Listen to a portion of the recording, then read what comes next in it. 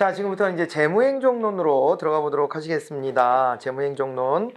겁을 좀 드렸는데, 이 용어 같은 것만 잘 이겨내시면은, 잘 또 대응하실 수 있을 겁니다. 우리 이제 예산이라고 하는 개념이 나왔어요. 그런데 이제 이거를 이해하려면 여기서부터 한번 시작해 보겠습니다. 우리가 이제 재정활동이라고 하는 개념을 써요. 재정활동이다라고 하는 말을 하는데, 재정활동이다 그러면 이제 정부가 이제 나서는 거죠. 정부가 나서가지고 정부가 이제 정부 수입을 걷어들이고요. 정부 수입을 걷어들이고 이걸 바탕으로 해가지고 정부 지출을 하는 거예요. 정부 지출을 하는 거. 이것을 갖다가 이제 재정활동이다라고 얘기를 합니다. 근데 다른 용어로는 정부 수입이다 그러면 이걸 세입이라고도 불러요. 세입. 그리고 여기 정부 지출은 세출이라 그래요. 여기서 말하는 세가 세금을 말하는 게 아니에요. 세금을 말하는 게 아니라 세월, 기간 뭐 이런 걸 말하는 거예요. 그래갖고 이제 우리가 회계연도라는 거를 끊거든요. 여기서 보면 이제 회계연도라고 하는 개념을 가지고 가는데 회계상의 연도예요. 회계상의 연도로서 요거를 1년 단위로 보통은 잘라요. 자르는데 우리나라 같으면 1월 1일부터 12월 31일로 합니다. 우리나라는 거예요. 나라마다 달라요. 언제부터 언제까지로 할 것인지. 보통 1년 단위로 끊긴 하는데 그런데 이제 회계연도가 1월 1일부터 우리나라는 12월 31일인데 미국은 9월 1일부터 시작하고 막 그래요. 그래서 회계연도는 끊기 나름인데 우리나라는 이렇게 1년 단위를 딱 이제 깔끔하게 저렇게 시작 시점부터 끝난 시점까지 딱 연 단위로 끊어서 하고 있습니다. 이 기간 동안에 정부가 걷어들인 모든 수익과 그 다음에 정부가 쓴 모든 돈들 이런 것들을 쭉 다 합쳐서 우리가 이제 재정활동이라고 얘기를 하는 것이고 정부가 재정활동을 통해 가지고 거두려고 하는 건 어떤 거냐면 말이에요. 시장경제 문제점을 좀 해결을 하는 거예요. 이 재정활동을 통해서 시장경제의 문제점을 이제 해소하기 위한 노력을 한다. 이렇게 이제 받으시면 되죠. 시장경제 문제점이다 그랬을 때 뭐 이런 거 정도를 좀 떠올려 보시면 돼요. 하나는 뭐냐면 빈부격차 문제죠. 시장경제 체제는 많은 장점이 있지만은 결정적인 단점이 빈부격차, 빈곤 이런 문제예요. 빈부격차, 빈곤 이런 문제들이 있어요. 그죠? 경쟁을 시키니까 기본적으로. 우리가 이제 유인동기가 어디서 나와요? 자본주의 시장경제에서는 경쟁이에요. 경쟁해가지고 너 승자가 되면 너가 다 먹어. 이렇게 하는 거잖아요. 맞아요? 너 다 먹어. 이렇게 되는 거다 보니까 의리의리한 부자들이 생겨나죠. 의리의리한 부자들. 이렇게 생겨나고 그러다 보면 거기에서는 당연히 자원을 할당을 잘 못 받은 사람들이 이제 많이 나타날 수밖에 없고 그래서 이 빈부격차 문제가 고질적인 이제 병폐입니다. 이런 부분이 있고 그 다음에 또 하나의 문제점은요. 이 경기 순환의 폭이 매우 크다 그랬었어요. 경기 순환의 폭, 진폭이 매우 커가지고 이 안에서 이제 나타나는 게 바로 호경기 때는 뭐가 나타나요? 호경기 시에는 이때는 이제 인플레이션의 문제, 물가가 막 상승하는 문제가 나타나고요. 그죠? 물가 막 상승해. 호경기 때는 분위기 타잖아요. 올해 강의할 때 제가 막 집값 얘기를 많이 해드렸을 텐데 이게 안타까우니까. 이게 왜 그러냐면요. 집값이 막 오르니까 야 이거 안 되겠다. 지금이 마지막인가 봐. 더 오를 거니까 나 지금 안 사면 안 될 것 같아. 그러고 막 영끌해서 산다 뭐 이런 얘기들 나왔는데 너무 안타까워. 그게 이런 분위기거든요. 시장이 막 요동치면은 사람들이 불안해요. 그러니까 사람들이 지금 움직이는 방향으로 막 쫓아가려고 그래. 근데 그 쫓아가려고 그러는 심리를 또 활용해서 돈을 버는 인간들이 있을 거라고 또. 그러지 않겠어요? 그래서 거기서 막판에 뭐 이렇게 잘못 엮이면은 그 영끌한 거 그거 다 날려먹는 거예요. 잘못하면. 그래서 이런데 너무 이렇게 그 휩쓸려 다니면 안 되는데 그런 경우들이 많아요. 예전에는 막 비트코인 한다고 또 막 난리쳤을 때 그때도 얼마나 난리가 났었어요. 그때도 비트코인 규제한다 그랬을 때 규제한다고 정부에 대한 그 막 인기가 막 확 차갑게 식을 정도로 사람들이 그때 분위기가 나도 비트코인에서 한 방에서 돈 벌어야 된다. 이런 생각으로 막 몰려다니고 그랬거든요. 이게 심리, 경제는 심리가 작동하기 때문에 호경기가 되면은요. 사람들이 돈을 왕창왕창 쓰고 투자도 엄청 하고 막 난리도 아니야. 그러다 보니까 물가가 막 크게 폭등하는 문제가 생겨요. 근데 물가가 올라가면 누가 제일 힘들어지냐? 월급쟁이가 제일 힘들어지죠. 왜요? 월급쟁이는 물가가 올라간다고 물가 올라가는 거에 맞춰갖고 내 월급도 올라갑니까? 그러면 얼마나 해피하겠어 세상이. 그런데 그렇지가 않으니까 월급쟁이 입장에서는 받는 액수는 똑같아. 그런데 물가가 올라갔대.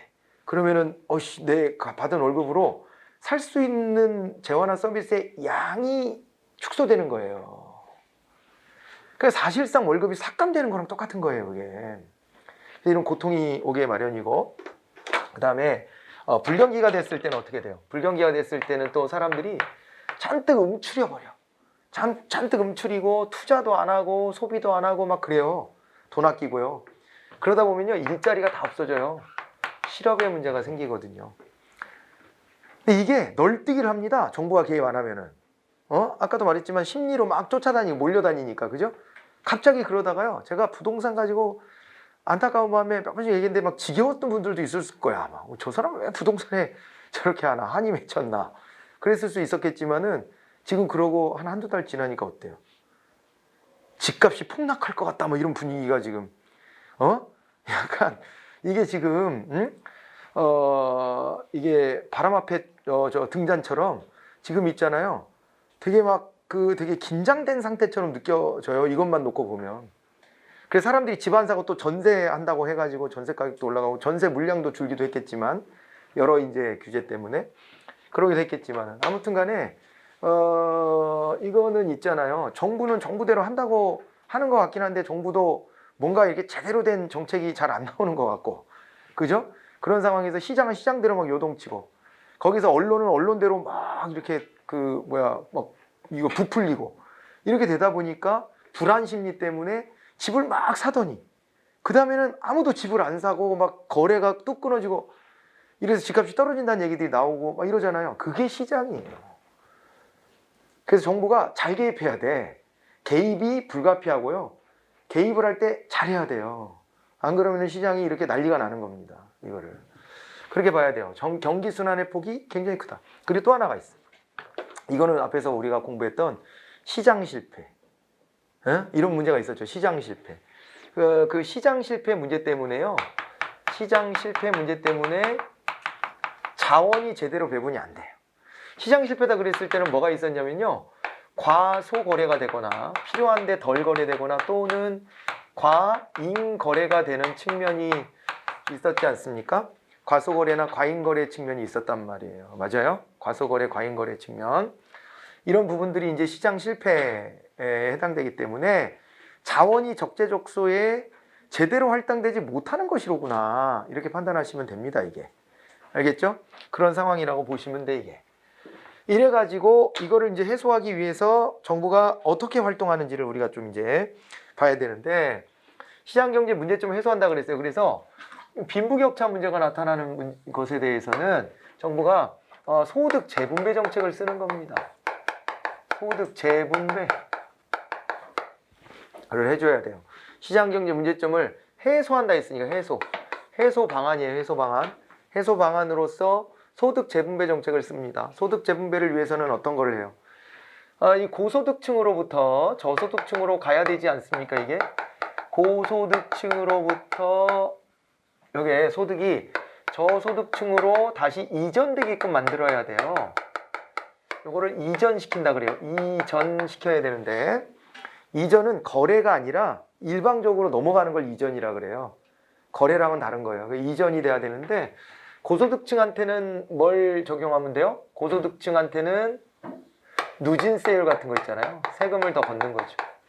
누진세 같은 거를 통해 가지고 세금을 더 걷는다. 이런 것들이 있을 수밖에 없고, 저소득층은 어때요? 저소득층 같은 경우에는 여기 사회보장제도 같은 거, 사회보장제도,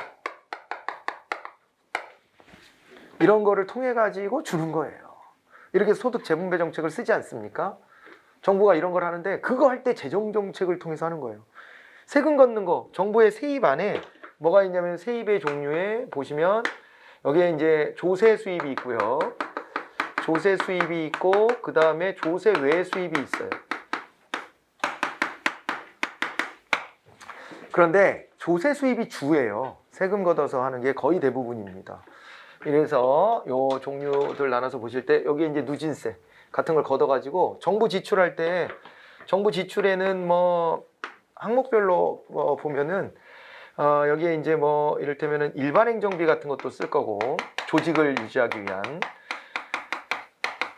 이런 것도 쓸 거고, 국방비도 쓸 거고, 그 다음에 이제 경제개발비 같은 명목으로도 쓰고, 그 다음에 또 이제 사회개발비라고 그래서 이 복지 지출이 여기에 들어가는 거예요.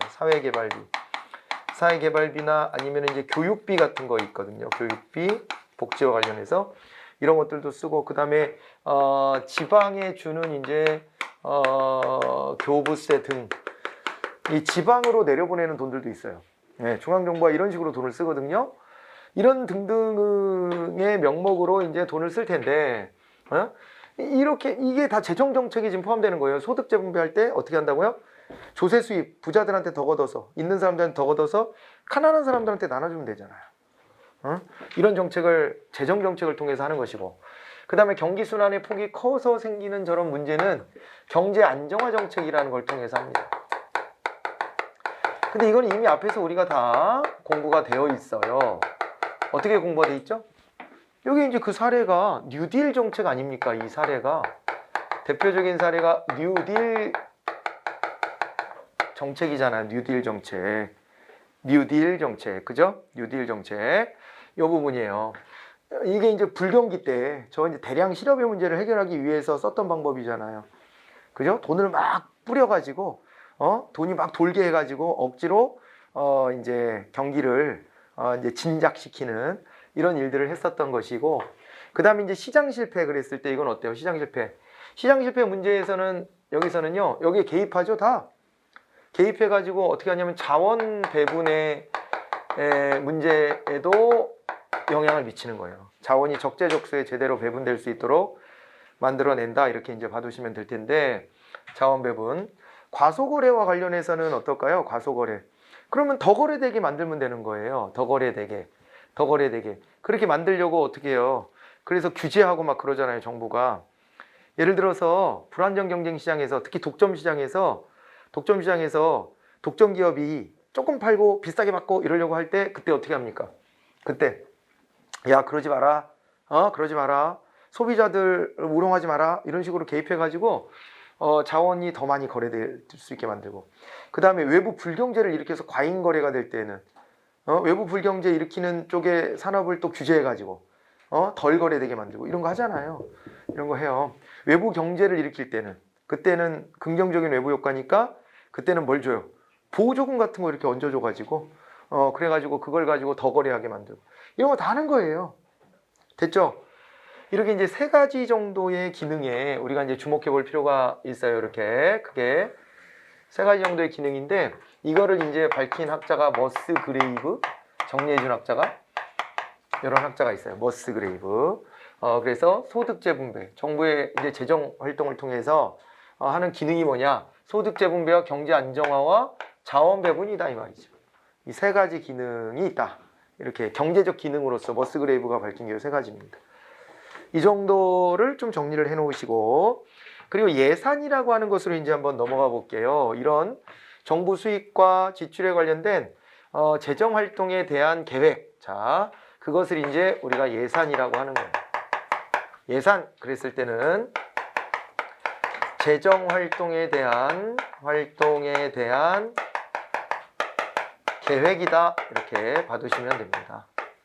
이거를 이제 예산이라고 하고, 그 다음에 예산이 있으면은 그 이후에 예산에 대해서 이제 집행을 할 것이고요. 집행을 하고 나면은 이걸 갖다가 결산이라는 것도 할 거예요. 결산이라는 것도 할 건데, 이 결산은 이제 재정 활동에 대한 계획대로 집행을 잘 했는지를 나중에 가서 이제 검사해 보는 것이죠. 그런 과정이 있습니다. 이렇게 이런 과정이 있는데, 이 절차를 한번 좀 볼까요? 예산의 절차를 보게 되면, 절차를 조금 더 이제 구체적으로 좀 보게 되면, 자, 이제 일단은 예산 편성이라는 걸 합니다. 요건 너무 이제 러프하게 나눈 것이고, 이걸 조금 더 보면 예산의 편성을 해요. 예산 편성은 누가 하냐면, 요거는 이제 행정부가 담당을 해요. 행정부가 담당을 하고, 그 다음에 예산을 편성한 것을 갖다가 어디다 넘겨주냐면요, 국회에 제출을 해야 돼요. 국회에 제출을 해줘야 됩니다. 국회에 제출을 해주면 이걸 갖다가 이제 국회에서 심의하고 그 다음에 확정을 해요. 이걸 하는데 요거는 이제 국회가 하는 거예요. 국회가 국민을 대표해서 국회가 심의 확정을 합니다. 그러면은 이걸 가지고 이제 집행에 들어간다 그랬잖아요. 집행을 합니다. 집행을 하게 되는데 집행은 또 누가 주도하냐면 이것도 다시 이제 행정부가 주도를 하게 되겠죠. 집행을 해서 행정부가 주도를 하게 되고 그 다음에 이제 이렇게 집행이 되고 나면 그럼 어떻게 되는 거예요? 집행이 되고 나면 결산이라는 걸 해야 돼요. 결산이라는 걸 하는데 이제 감사원이 나서 가지고요. 결산도 행정부가 하는 건데 감사원이 뭘 하냐면 결산 잘했는지 결산 검사를 해요. 그리고 이걸 갖다가 다시 국회에 제출을 하는 거예요. 다시 국회에 제출하면 결산 본거를 국회에 제출하면 그러면 여기서 결산 심사라는 걸 합니다. 결산 심사. 요거는 다시 국회가 하는 거죠. 이래가지고 끝나는 거예요. 끝나는 건데 요게 이제 시점을 보게 되면은 어떻게 되냐면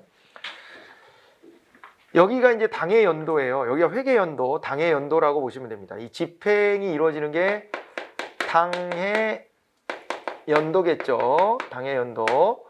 그래서 요게 1월 1일부터 12월 31일까지라고 보시면 되고 1월 1일부터 12월 31일까지라고 이렇게 보시면 되고 그 다음에 있잖아요. 여기까지가 이제 어떻게 되냐면 그러면 요게 전년도가 되는 거죠. 그렇죠? 전년도. 예. 그리고 여기는 어떻게 돼요? 여기는 다음 연도가 되는 거죠. 그래서 여기는 전년도가 되고 당해 연도의 전년도가 되고 여기는 뭐가 되면 차년도가 되는 거예요. 다음 연도. 이렇게 진행이 되는 겁니다. 그래서 예산은 결국에는 어떻게 돼요? 이렇게 모아놓고 보면 예산 결산 절차를 놓고 보면 예산 결산 절차는 토탈 3년의 주기를 갖는다 이렇게 얘기를 하죠. 3년 주기를 갖고 움직여지는 거예요. 예산하고 결산의 차이가 있다면은 이런 차이도 이제 생각해 볼 수 있습니다. 여기에서 예산 같으면은 요거는 이제 예정적 수치가 되겠죠. 예정적인 수치를 정해준 거예요. 그런데 여기 결산은요, 확정적 계수, 확정적인 수치가 되는 겁니다. 이렇게 나눠지죠. 그래서 예정적 수치와 확정적 수치, 이렇게 이제 구분해서 보시면 되고요. 네. 3년 주기로 해서 이렇게 이제 완성이 되고요. 그렇게 됩니다. 또 하나 더 해볼까요? 그리고 색깔이 남는 게 없나? 겹쳐야 되겠다 이제. 그리고 이렇게 볼게요. 맨 처음에 이렇게 예산을 편성해서 국회에 제출하잖아요. 이런 예산을 본 예산이라고 그래요. 원래 예산, 본 예산. 본 예산을 넘겨. 그러면 어떻게 되냐면은 본 예산을 넘기면 이거에 대해서 국회가 심의하잖아요. 심의를 하는데 심의하는 중간에 행정부가 생각해 봤더니 이거 좀 바꿨으면 좋겠는 게 생겼어. 그럴 수 있잖아요. 그럴 때는요, 여기다가 수정 예산이라는 걸 제출하는 거예요. 잠깐. 미안한데, 요건 요렇게 좀 바꿉시다. 해가지고 다시 국회에다가 조금 이제 바꾼 내용을 갖다가 집어넣어. 요게 이제 수정 예산이 되는 거예요. 수정 예산. 본 예산, 수정 예산 이렇게 되고, 그 다음에 또 뭐가 있냐면은, 그 다음에 확정이 돼야 되는데, 이 확정이 언제까지 돼야 되냐. 이런 규정들이 또 있습니다. 자, 그것도 한번 해볼까요? 우리가요, 이렇게 보시면 예산이 편성돼서 국회 제출되는 시점이 있죠. 국회 제출. 국회 제출은 언제까지 돼야 되냐면, 이거는 있잖아요. 헌법상으로 보면, 헌법상으로는요, 90일 전까지라고 되어 있어요. 뭐냐면, 여기 더 정확하게 표현하면, 회계연도가 개시되기 90일 전까지라고 되어 있어요. 그러면, 회계연도 개시는 1월 1일부터잖아요. 1월 1일 전에 90일 전이다 그러면은, 요게 이제 따지고 보면 10월 2일쯤 됩니다. 요때까지는 제출해라 라고 되어 있는데 해보니까 이게 예산을 심의하는 기간이 너무 짧은 것 같아. 그래서 국회에서 확정을 제때제때 못 해줘. 그래서 안 되겠다 싶어갖고 이거를 이제 헌법상으로는 이렇게 돼 있지만은 90일 전까지만 내면 되잖아요. 헌법상으로. 이거를 국가재정법이라는 거를 만들었습니다. 국가재정법을 노무현 정부 때 이걸 만들었는데 이걸 만들면서 우리가 120일 전까지 줄게 이렇게 한 거예요. 120일 전.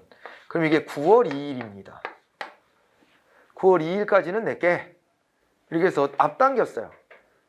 앞당겼는데 이거는 헌법에 위배되는 건 아니에요. 90일 전까지만 내면 된다며. 만약에 이게 90일 전 시점 10월 2일보다 뒤에 내게 하면 헌법 위반인데 앞에 내게 하는 건 헌법 위반이 아니라서 이 법률을 통해 가지고 더 앞당겼다. 120일 전까지 되는 걸로 앞당겼다. 그러면 국회가 이걸 확정을 해줘야 되는데 언제까지 확정해줘야 되냐면 원래는요. 새로운 회계연도 개시 이건 헌법에 명시되는 거 그대로 따르는데 헌법상 30일 전까지는 통과를 시켜줘야 됩니다. 이게 따지고 보면 12월 2일인데요. 이렇게까지 통과를 시켜줘야 그래야 어떻게 돼요? 준비하지. 한 달은 준비해야지 1월 1일부터 제대로 집행하죠. 뭘 정해줘야 될 거 아니야 빨리빨리. 그래야지 준비한다고. 됐어요? 그래서 이때까지로 이렇게 돼 있는데 어긴다고 해가지고 그걸 갖다가 누구를 뭐 처벌하거나 이럴 수 없어요. 이때까지 처리하라 그랬는데 이때까지 통과가 안 됐어. 그렇다고 해서 야 국회의장 구속시켜라. 뭐 이럴 거예요? 야 국회의원들 다 잘라라. 가능합니까? 불가능합니다. 그래서 이거는 강행 규정은 아니에요. 권고적인 성격이 있는 거죠. 이때까지는 처리해라. 라고 권고적 성격이 있는데 이걸 자꾸 어기게 되고 어기게 되는 걸 갖다가 언론에서 국민들은 이 국회의원들이 약속도 안 지킨다고 해서 불만이 많습니다. 이런 식으로 자꾸 이제 어떻게 보면은 자꾸 기사화를 하게 됐고 그러다 보니까 국민들이 야 국회의원들이 다 그렇지 뭐 이런 인식을 자꾸 삼고 이러니까 국회의원들이 야 이거 안 되겠다 우리 제때 좀 통과시켜 주자 이렇게 이제 하게는 된 거죠. 지금은 그래가지고 12월 2일이 되면 국회의장이 지금까지 논의된 내용을 바탕으로 해서 그냥 이거를 국회에 가면 본회의라고 해서 300명 국회의원이 다 같이 모여서 표결하는 절차 있잖아요. 거기로 확 넘겨버려. 지금은 법이 그렇게 돼 있긴 해요. 그럼에도 불구하고 여야가 합의하면 정당 대표들이 합의하면 좀 늦춰서 처리할 수도 있어요. 왜냐면 핵심을 생각해 보세요. 날짜 지키는 게 더 핵심이 아니고 더 본질은 제대로 여야가 협상을 벌이고 제대로 예산을 만들어주는 게 더 중요한 겁니다. 제대로 예산을 만들어주는 게 더 중요하다고 이게. 이해가 돼요? 그렇게 되기 때문에 예산을 제대로 만들어주는 게 중요하기 때문에 날짜를 좀 어기더라도 여야가 협상하면 좀 늦춰질 수 있는데 자칫 잘못하면 이게요. 못해도 12월 달까지는 통과를 시켜줘야 1월 달부터 쓸 거 아니야. 준비 기간은 안 준다 치더라도. 그런데 하다 보면은 1월 1일을 넘길 수도 있는 거 아닙니까? 가능성이 있죠? 그럼 그때는 어떻게 해야 돼요? 1월 1일이 넘어갔어. 예산이 확정이 안 된 채로 1월 1일이 밝았어.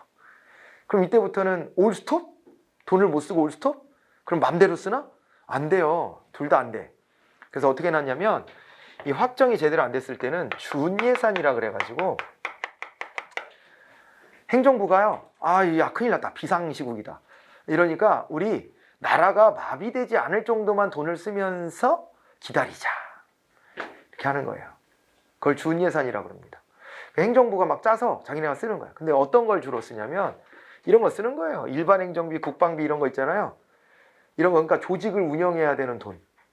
이런 거 써야지. 그리고 사회보장비 중에서 왜 최저생활 안 돼가지고 왜 매달 국가로부터 지원받고 뭐 이런 사람도 있잖아요.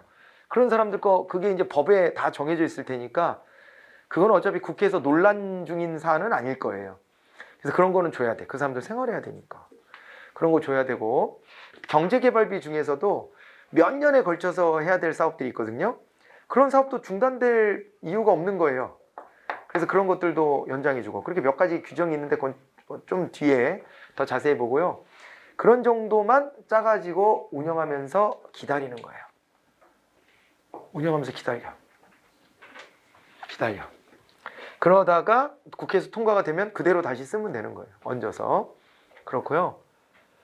그런데 이런 상황이 아니더라도 일단은 뭐 예산을 1월 1일부터 정해진 대로 쓰잖아요.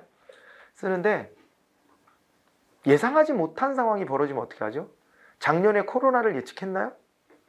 코로나19라고 부르는 것은 작년 말에 중국에서로부터 이게 시작됐기 때문에 19라고 붙이긴 했어요. 코로나19. 코로나 바이러스는 여러 개입니다. 종류가. 여러 개인데 코로나19잖아요. 정확하게 이게. 응? 그렇게는 했는데 그게 이렇게 전 지구적으로 확산돼 가지고 이렇게 난리가 날지는 잘 몰랐어 우리가. 그래서 작년 예산에 코로나 예산이 있어요 없어요? 없어.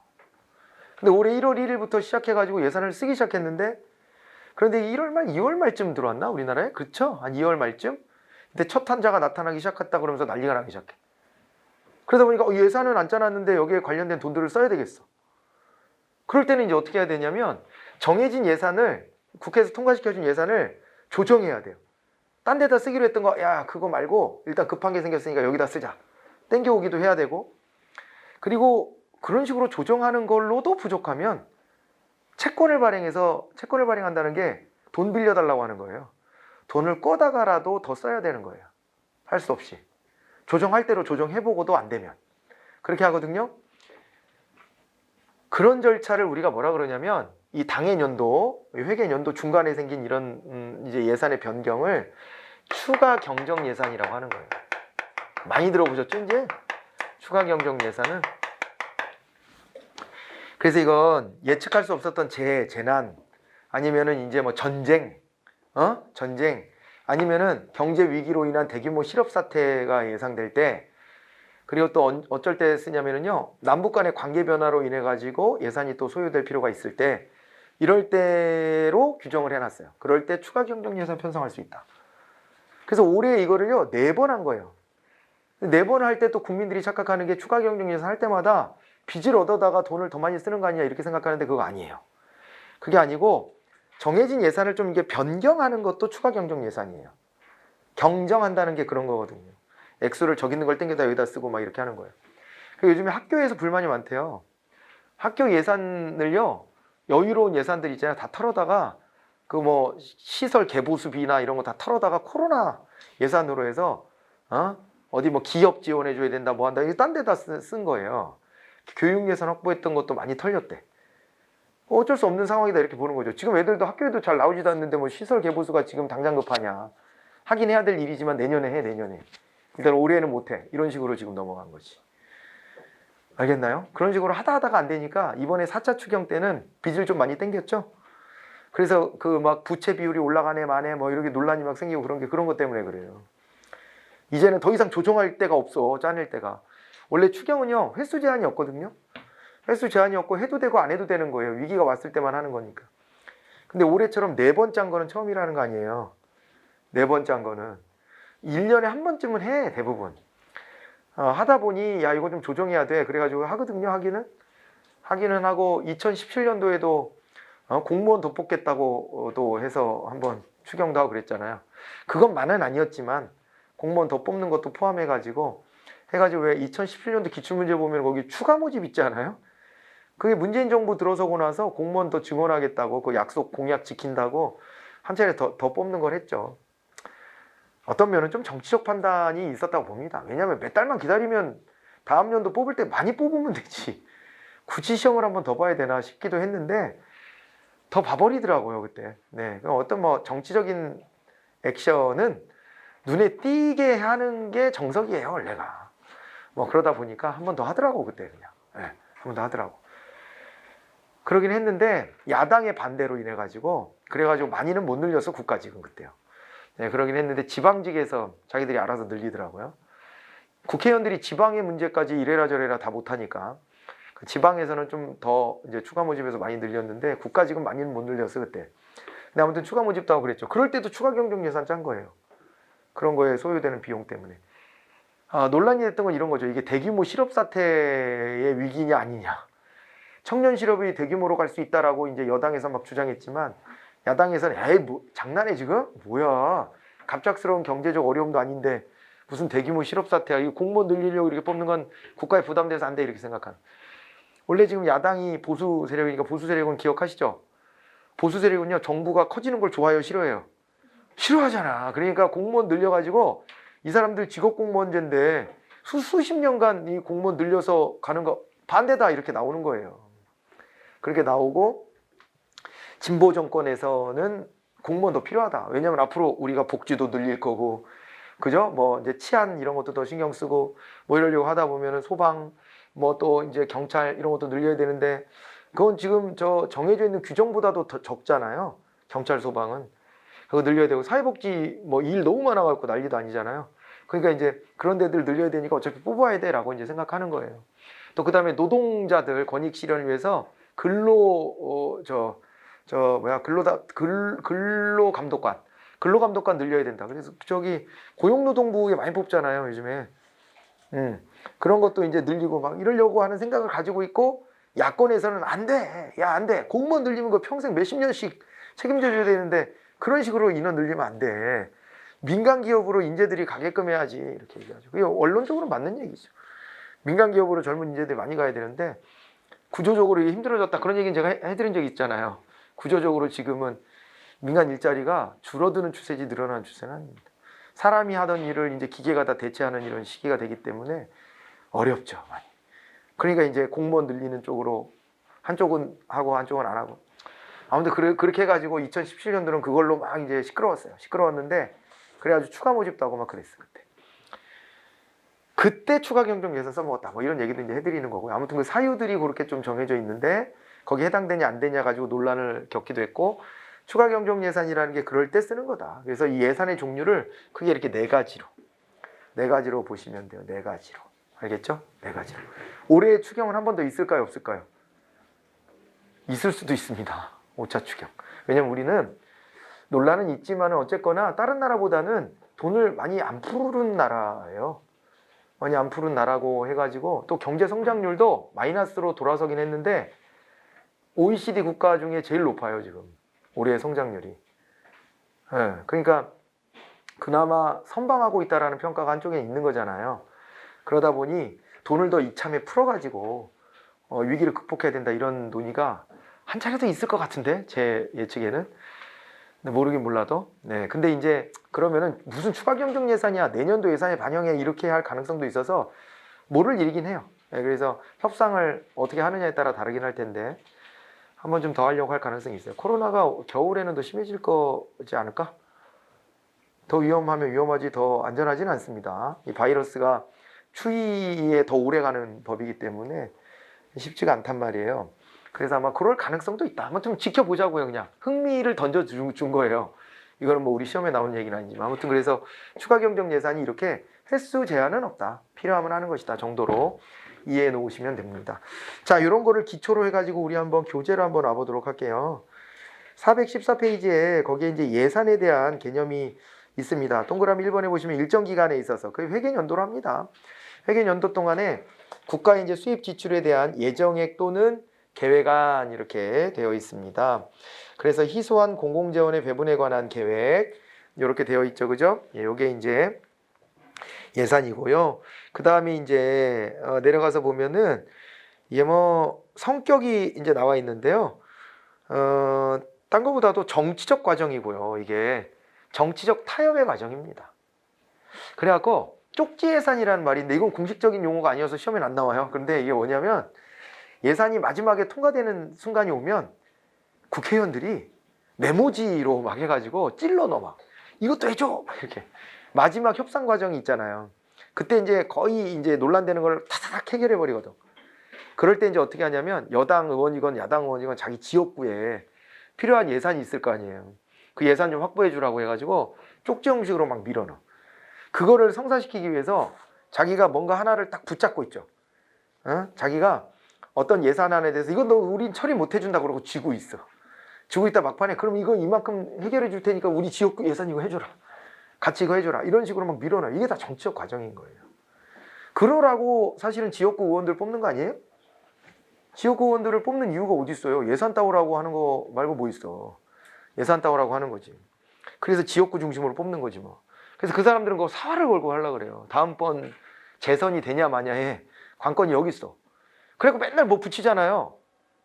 뭐 우리 예산 얼마 확보 해가지고 막 붙이는데 골 때린 건 뭐냐면요. 이거 예산 하나 따오면은 지역에서 해당 국회의원도 붙이고 시장도 붙이고 그 다음에 뭐 거기 지방의원도 막 자기네들도 붙이고 그 다음에 심지어 국회의원 떨어진 사람도 붙여. 그래서 누가 따왔는지 애매하게 이렇게 만들어가지고 막 붙이기도 하고요. 더 웃긴 거는 예전에요. 한 야당 의원이긴 한데 야당 의원이니까 여당이 막 그 내세운 추가 경정 예산을 작년엔가 반대했어요. 막 반대하고 자기가 반대한다는 입장도 표명하고 그랬는데 그러다 막상 예산이 통과되고 나니까 자기 지역구에 해당되는 예산도 좀 있었거든. 근데 그거 자기가 땄다고 이런 식으로 갖다 홍보하는 거야. 그러니까 아무튼 예산만 따왔다 하면은 다 지가 있다고 이렇게 주장하면서 막 홍보합니다. 이것이 선거에 굉장히 중요해요.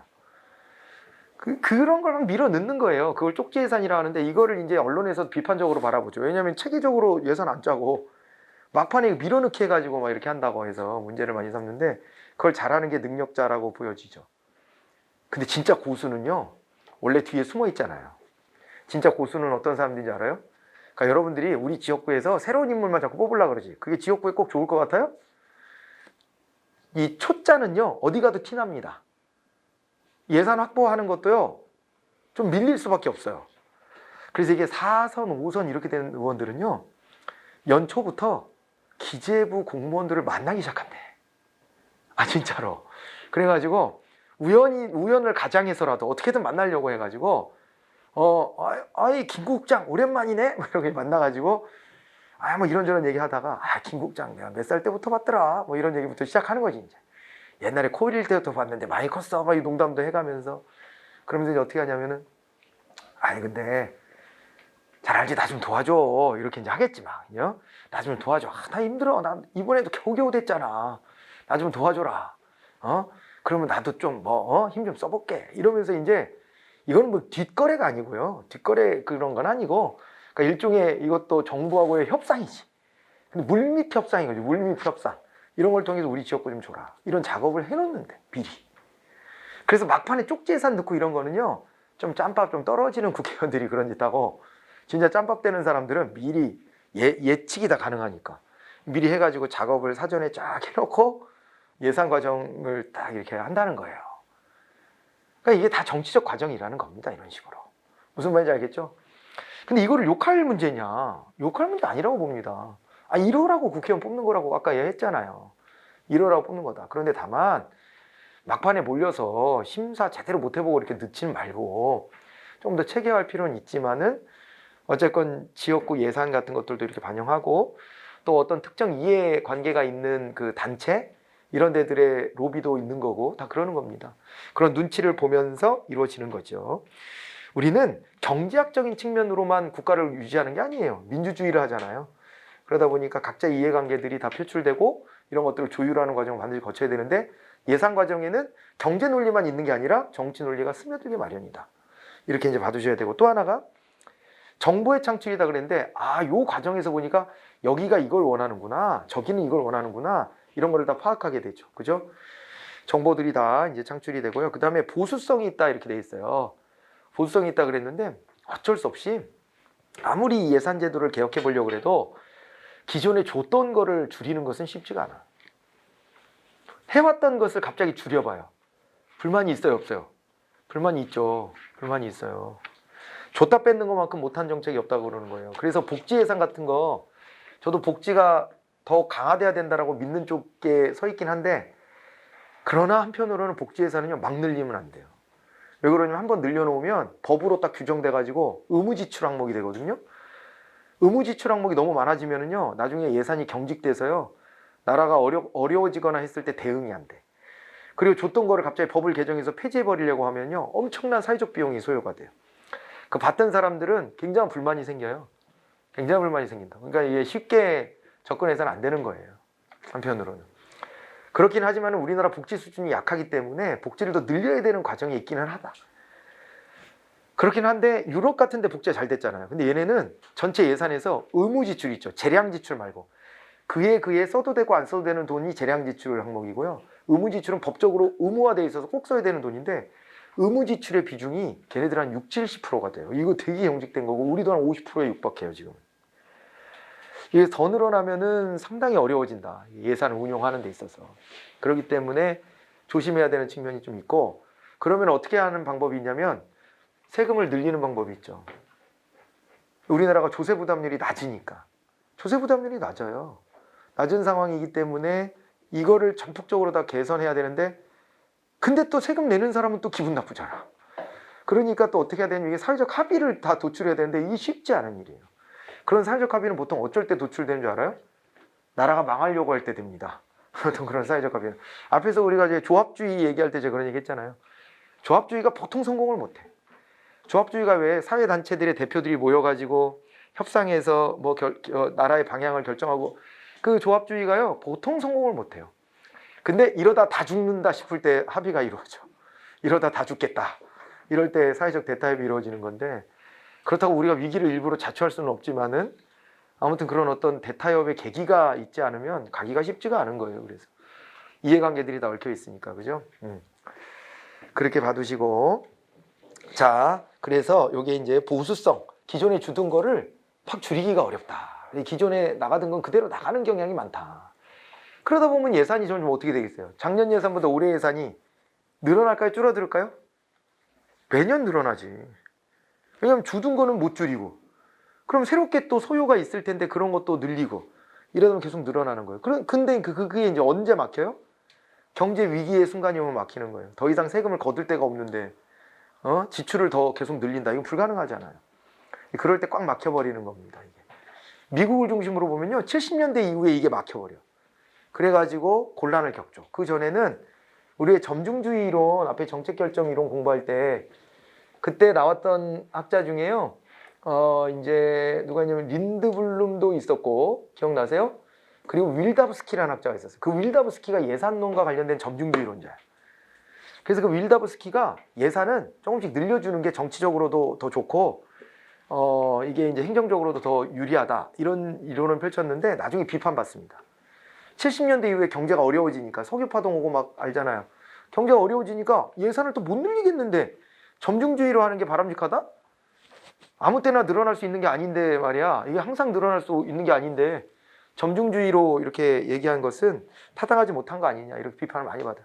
그래서 그때 나온 게 뭐냐면 감축관리예요. 그때부터 감축관리, 불필요한 예산을 없애자 이렇게 이제 갑니다. 방향이. 예, 그것도 우리가 공부할 거예요. 미국의 예산제도 변천을 공부할 텐데 그런 역사들 가지고 있습니다. 자 그리고 예산이 가져다주는 기능은 재정통제죠. 국회가 왜 심의하고 확정해 주겠어? 행정부가 지멋대로 돈 쓰는 거 못하게 하려고 통제하는 거잖아요. 그런 성격이 있고 그리고 이제 정치적 기능이 또 있겠죠. 이건 설명 충분히 됐죠. 정치적 이해관계가 있을 때 이걸 갖다가 이제 포크배럴 현상도 벌어지겠지만은 한편으로는 로그 롤링 해야지. 이번에는 이쪽 해주고 다음번엔 저기 해주고 이렇게 순차적으로 정해서 해줘야 되는 거 아닙니까? 그죠? 그래서 그런 정치적인 어떤 기능이 있고 경제적 기능 아까 머스그레이브의 재정 기능 여기에 크게 보면 세 가지 자원 배분과 소득 재분배 경제 안정화 기능 경제 성장의 촉진 기능이라고 하는 것은 말입니다. 요것은요 경제 성장 촉진 기능은 요것은 머스그레이브 얘기는 아니에요. 그런데 경제 성장을 위해서 정부가 재정 활동을 통해서 이제 기여한다는 걸 하나 추가한 겁니다. 머스그레이브는 아까 말했던 이 세 가지를 얘기한 건데 어쨌건 이런 기능들이 있고요. 그리고 법적 기능이 있다 이 말이에요. 이게 국회가 통과시켜준 만큼 그 권위가 딱 생기는 거고요. 미국은 아예요. 미국은 아예 이걸 법률로 정해버려요. 근데 우리는 법률로 안 정하고 예산안의 확정 정도라고 얘기를 해요. 그렇게 이제 비교를 해봐야 되는데 어쨌건 아무리 그래도 우리나라에서도 국회가 통과시켰기 때문에 어떻다고 보는 거예요? 법률과 유사한 효력이 있다. 이렇게 봐줘서 이거를 만약에 있잖아요. 공무원들이 이대로 집행을 안 했어. 정해준 대로 집행을 안 했어. 그럼 나중에 이게 결산하고 결산 심사할 때 드러나잖아요. 드러나면 어떻게 될 것 같아요? 야, 그 집행했던 거 없었던 일로 해. 이렇게 못합니다. 왜냐면 그건 국민들한테 다 영향을 줬는데 이제 와서 그걸 회수하겠다. 이건 불가능한 일이 돼버렸어요. 그래서 그거를 회수는 못하는데 다만 야 누가 그렇게 집행하라 그랬어? 라고 문책할 수 있겠죠. 그렇죠? 문책이 가능한 거예요. 네. 그래서 이 결산 심사까지 해가지고 국회에서 이걸 본회의에서 이것도 결산 심사 끝났다고 이제 통과시켜줘야 되는데 이것까지 끝나야 공무원들은 이제 한시름 놓는 거예요. 아 그럼 우리가 집행한 건 이제 더 이상 문제 삼지 않겠다는 얘기구나. 이러고 딱 끝나는 겁니다. 이게 끝나는 거예요. 근데 이때 발견이 되면은 그건 문책당하는 거예요. 문책당하는 거고 결과를 뒤집지 못하더라도 그래서 이 정해진 대로 쓰도록 한다. 이게 법적 기능입니다. 이게 법률과 같은 효력을 갖기 때문에 그대로 집행을 해줘야 돼요. 지멋대로 집행하면 안 됩니다. 지방 공무원이 된다 그러면요, 이게 이제 지방의회 의원들이 확정해 줄 거 아니에요. 지방의 예산을. 그럼 그거대로 써야 돼. 그게 이제 조례와 같은 효력이 있기 때문에 그대로 써줘야 되고, 그러는데 아무튼 그거를 마음대로 행정부가 지 마음대로 막 쓸 수는 없어요. 그러나 세상살이라는 게 항상 융통성이 있잖아요. 여러분들이 아까 우리가 이제 윤리강령이나 저 청탁금지법에서 뭐 이게 연간 300만 원 이상의 금전거래가 왔다 갔다 하면 안 된다 그랬더니 막 질문들이 막 쏟아졌어. 그러면 뭐 가족끼리는 어때요? 뭐 친구하고는 되나요? 뭐 아니면 그거 뭐 중고 물건 팔고 돈 받으면 그것도 안 되나요? 막 이런 질문들이 막 쏟아졌는데 이런 질문들이 있을 만하죠. 그런데 그게 융통성의 영역인 거예요. 원칙을 그렇게 딱 정해놓고 그러나 현실 속에서는 그걸 판단을 내려야 되는 거잖아요. 그래서 이건 진짜 부패의 용의점이 있는 건지 없는 건지 판단을 내려야지. 판단을. 그런 게 다 이제 가미가 됩니다. 가미가 되기 때문에 기준을 그렇게 정해놨다는 거지 그게 기계적으로 적용되면 안 돼요. 세상에는. 똑같아 예산도. 예산은 그래서 이렇게 보세요. 이제 또 중요한 얘기를 이렇게 해드릴 수 있는데 재정의 이제 재정 활동의 이제 의미 이것은 말입니다. 이 기능이 이 목표, 목적 뭐 이렇게 볼까요? 목적이라고 합시다. 목적이 더 어울리겠네요. 목적이 두 가지인데요. 하나는 뭐냐면 통제예요. 재정과 관련해서 국회가 개입해가지고 심의 확정도 해주고 나중에 결산 심사도 하잖아요. 이걸 통해서 뭘 하는 거냐면 통제력을 발휘하는 겁니다. 통제력. 네 멋대로 하면 안 돼. 이렇게 통제력을 발휘하는 거고 또 한편으로는요. 그런데 신축성을 확보해 줘야 돼요. 그렇다고 너무 일일이 짜질구리한 것까지 다 이래라 저래라 해버리면은 그러면은 집행이 제대로 이루어질 수가 없어요. 맡겨둬야지. 알아서 해야 돼. 근데 큰 틀은 이거야. 큰 틀 안에서 알아서 해. 이렇게 해줘야 돼요. 그래서 이런 부분도 있어요. 그래서 국회가 정해준 예산이라 할지라도 국회의 허락을 받아서 나중에 다르게 좀 쓸 수도 있고 또 국회가 너무 디테일한 건 안 봐요. 그래서 그거는 행정부 니네가 알아서 한번 해. 그렇게 해서 또 주는 영역이 있습니다. 그걸 다 우리가 공부할 거예요. 자, 그래서 그런 신축성도 이제 확보를 해준다. 라고 하는 거. 목적은 두 가지다. 재정에 대한, 예산이나 재정에 대한 목적은 두 가지인데, 그게 통제와 그 다음에 신축성 확보. 두 가지를 조화롭게 가져가는 것이다. 이렇게 봐두시면 됩니다. 이해하시겠죠? 네, 그런 부분이 있고요. 그리고, 그 다음 넘어갑니다. 감축 기능이 이제 나중에 추가됐다 그랬어요. 그죠? 감축 기능. 예산을 좀 감축하기 위해서 우리가 이제 예산 절차를 바꿔보자. 이렇게 한 적도 있고요. 그 다음에 참여 기능이 점점 강화가 되고 있죠. 여러분 저 국민참여 예산제도라는 거 들어보신 적 있어요? 들어본 적 있어요? 이게 문재인 정부 들어와서 도입됐는데요. 국민참여 예산제도. 기재부가 저 예산 과정을 주도하는 건 기재부인데 기획재정부의 예산 과정을 다루는 과정에서 어떻게 하냐면은 국민들에게 공모를 해요. 국가 예산으로 뭘 좀 했으면 좋겠냐. 이런 공모를 해가지고 그걸 받아들이는 거예요. 알겠죠? 네, 그걸 국민참여 예산제도라고 하고요. 이게 일찌감치 지방정부에는 참여정부, 노무현 정부 때부터 시작이 됐었어요. 노무현 정부 때부터. 그때 이제 진보 야당의 제안으로, 지금으로 따지면 정의당 계열이지, 옛날에. 정의당이나 아니면은 요즘에 그 무슨 당이라 그러지? 진보당이라 그러나? 진보당 알아요? 민중당이라고 있었잖아요. 당명을 바꿨어. 진보당이가 그쪽 계열이에요. 그러니까 거기가 갈라져서 그렇게 가고 있는데 그게 이제 옛날 진보정당으로 브라질에서 하고 있는 주민참여 예산제도를 갖다가 그거를 이제 도입해가지고 이거를 해보자고 중앙정부에 건의를 했고 중앙정부에 노무현 정부에서 아이고 괜찮다. 그러면은 이거를 당장에 제도화는 못하더라도 그걸 도입하는 지자체한테 이익을 주겠다 해가지고서 권고하다가 이명박 정부 때 2011년도부터 의무화가 돼 있어요. 의무화가. 그래서 주민참여 예산제도라는 걸 반드시 하게 돼 있는데 국민참여 예산제도도 문재인 정부 들어와서 이제 도입해서 하고 있습니다. 그래서 이 참여 기능이 점점 강화가 되고 있다. 이렇게 또 보시면 좋을 것 같아요. 나중에 주민참여 예산제도 할 때 그때 좀 더 말씀을 드리도록 하고요. 그리고 참고로 제가 참여정부라고 했는데 이런 말 다 알아듣죠? 그러니까 이게 이 개념이 생긴 게 김영삼 대통령 때부터 문민정부라는 말을 썼어요. 나 군인 아니다. 이렇게. 군대 안 갔다 왔잖아. 군인 아니다. 이래가지고 나 군인 출신 아니야. 이 문민정부. 그때는 그게 굉장히 필요한 시대적 요구였으니까. 군부 통치를 이제 종식시켜야 되는 게. 그래서 그때 내세웠던 슬로건이 군정종식이에요. 김영삼 대통령이 그 전부터 내세웠던 게 군정종식이고 그러다 떨어지고 그랬잖아요. 그러고 난 다음에는 여당 후보가 돼서 나오긴 했는데 노태우랑 손잡고 그러긴 했는데 그래 그 양반은 근데 보면은 되돌아보면 자기가 그 안에 들어가서 진짜 군부 세력을 몰아내려고 했던 것 같아. 예, 그렇게 많이 활동을 했어요. 하긴 했는데 아무튼 손을 잡아가지고 나중에도 욕먹고 그때 대학생들도 데모도 많이 하고 그랬는데 어쨌거나 자기는 문민정부다 이거죠. 나는 민간인으로서 대통령이 됐다. 이걸 강조했고 그 다음에 이제 김대중 정부 때는 국민의 정부라는 말을 썼고 노무현 정부 때는 참여정부라는 말을 썼는데 그런데 이명박 정부 때부터는 그런 별칭을 따로 정하지 않았어요. 예, 그래갖고 그냥 대통령 이름 따가지고 누구 정부 이렇게 부르고 있습니다. 그냥 참고하시고 공부하다 보면 그런 표현들이 나올 때가 있을 거예요. 국민의 정부 시절에 뭐 도입됐다 이런 식으로 나오거나 하는 거가 있으면은 아 그게 김대중 정부 때구나 이렇게 이제 판단하시면 됩니다.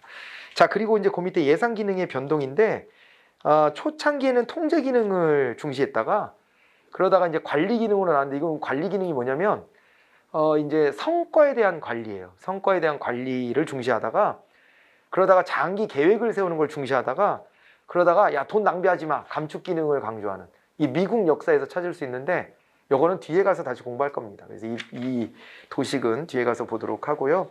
잠깐 쉬었다가 이제 다음 시간부터 구체적으로 예산의 종류 그래서 우리가 이걸 여기서 이제 요 예산 과정에서 적용하는 예산의 종류는 이름은 우리가 이제 확인을 해봤는데 그거 말고 예산을 맨 처음에 본 예산 낼 때에도 여기 장부들이 있잖아요. 장부들. 요 안에서 장부의 종류들이 무엇인지가 416페이지부터 나와 있습니다. 그래서 이 부분을 가지고 우리가 다시 이제 진행을 해보도록 할게요. 됐어요? 네, 일단 기초적인 학습을 한 거라고 생각하시면 돼요. 이렇게 하고 이제 416페이지부터 본격적인 얘기들 한번 다뤄보도록 그렇게 하겠습니다. 고생들 하셨어요. 쉬었다 뵐게요.